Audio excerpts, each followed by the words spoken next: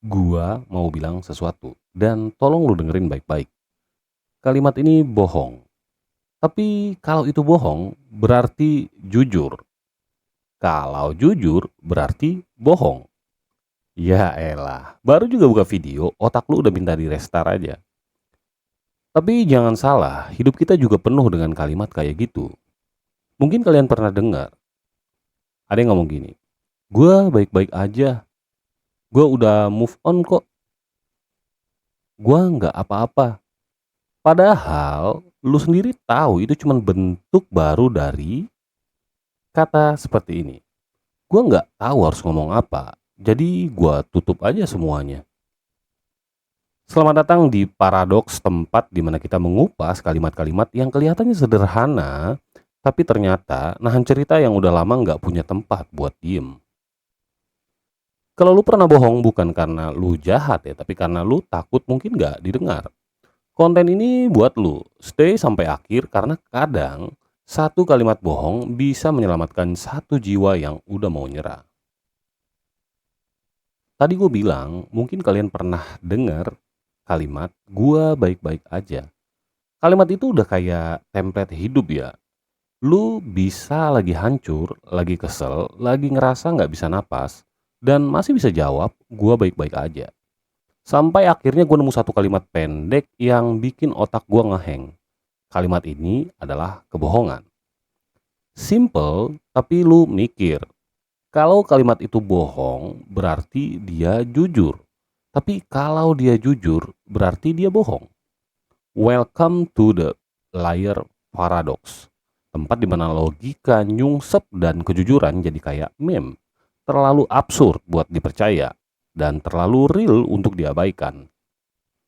Kebohongan yang paling meyakinkan itu yang diucapkan sambil senyum dan pakai tone yang meyakinkan. Gue mulai sadar ya, banyak dari kita yang hidup kayak paradoks itu. Kita bilang nggak apa-apa padahal udah nggak kuat. Kita bilang santai padahal otak udah ngebut. Kita bilang gue udah move on kok padahal IG mantan masih lu bookmark pakai fake account. Dan sistem suka banget sama yang begitu. Karena sistem nggak butuh kejujuran, sistem cuman butuh kelancaran. Lu boleh bohong asal nggak bikin ribet. Lu bisa ngomong jujur tapi dianggap lebay. Lu bisa bohong rapi dan dapat like.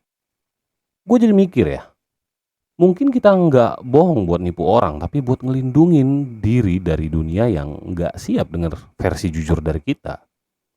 Karena jujur itu mahal banget. Kadang bikin orang jadi nggak nyaman, kadang bikin lu ditinggal, kadang bikin lu diem meski lu pengen banget teriak. Paradoksi pembohong tuh bukan cuman kalimat ya. Itu hidup kita sehari-hari yang udah diubah jadi fit. Kita bilang ke orang, gue bangga sama pencapaian lu, padahal dalam hati, kok dia duluan sih? Kita bilang, santai, gue support lu kok. Padahal dalam hatinya, asal lu jangan terlalu jauh ninggalin gue ya. Dan semua itu kita rangkum dalam satu template sakral. Good vibes only. Kalimat ini bohong. Tapi kalimat dengan isi seperti ini, gua bahagia banget hari ini yang lu buat di story lu juga nggak sepenuhnya jujur kan? Dan akhirnya gue sadar, kita semua hidup dalam paradoks yang sama. Kita pengen dimengerti, tapi takut kelihatan rapuh. Kita pengen jujur, tapi lebih takut kehilangan validasi. Dan pelan-pelan gue mulai dengar suara kecil di dalam kepala gue yang ngomong begini. Lu jujur atau lu cuma pengen diterima aja? Lu ngomong apa yang lu rasain atau yang lu pikir orang pengen denger? Dan pertanyaan itu nggak bisa dijawab pakai emoji bro. Kadang gue ngerasa ya, gue nggak sepenuhnya jujur ke orang. Tapi yang lebih parah, gue nggak sepenuhnya jujur ke diri gue sendiri.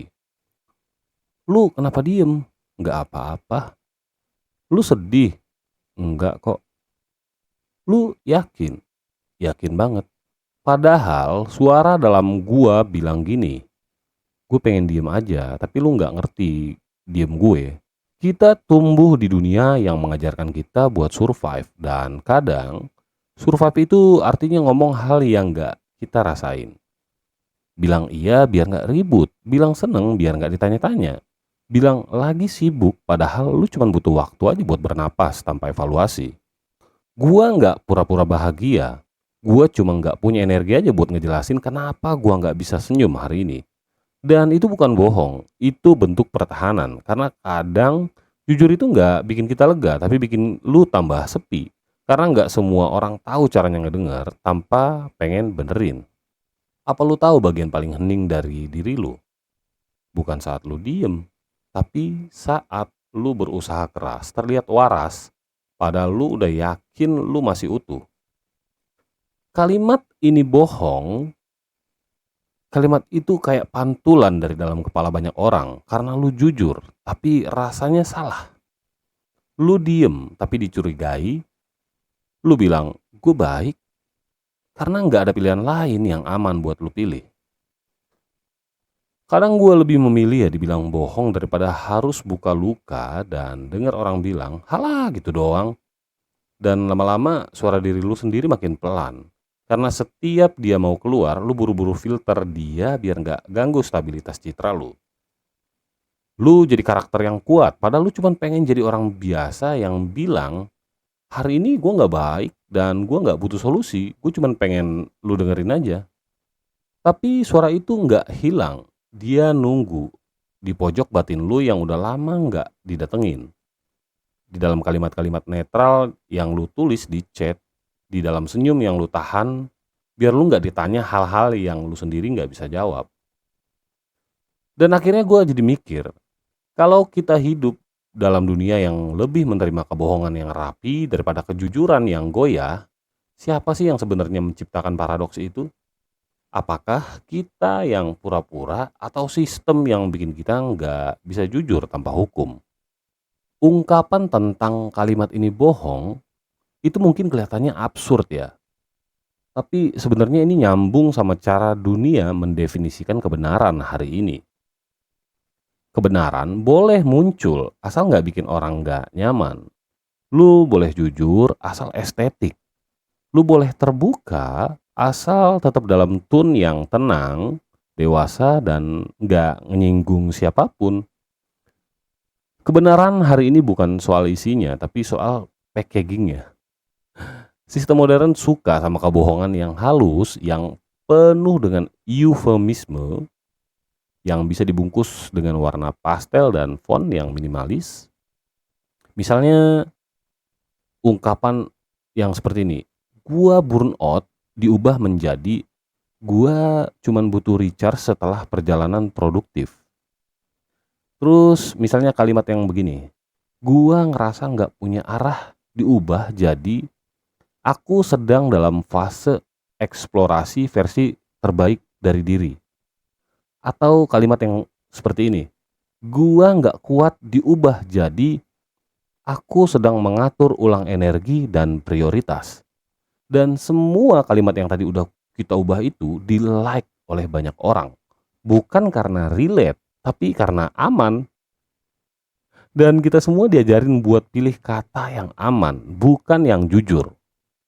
Lu boleh nangis, asal tetap kelihatan cakep aja di kamera. Ya kira-kira begitulah. Kita hidup dalam algoritma yang naikin konten inspiratif tapi nurunin realitas yang gak rapi. Dan itu bukan salah penonton, itu desain sistem yang ngajarin lu. Kebenaran itu boleh, asal bisa dijual. Kita semua lagi cari validasi, tapi nggak semua bentuk kejujuran bisa divalidasi. Gua pernah bikin konten yang jujur banget tentang rasa kosong, tetap capek yang nggak bisa gue jelasin. Dan view-nya kecil lagi, like-nya sedikit, tapi ada DM yang masuk bilang, gue nggak tahu kenapa, tapi ini bikin gue diem lama banget. Dan di situ gue sadar, kadang jujur itu nggak viral, tapi jujur itu nempel. Pernyataan tentang kalimat ini bohong bukan karena mau nipu, tapi karena dunia mengajarkan diri lu, kalau lu terlalu jujur, lu akan bisa kehilangan semuanya.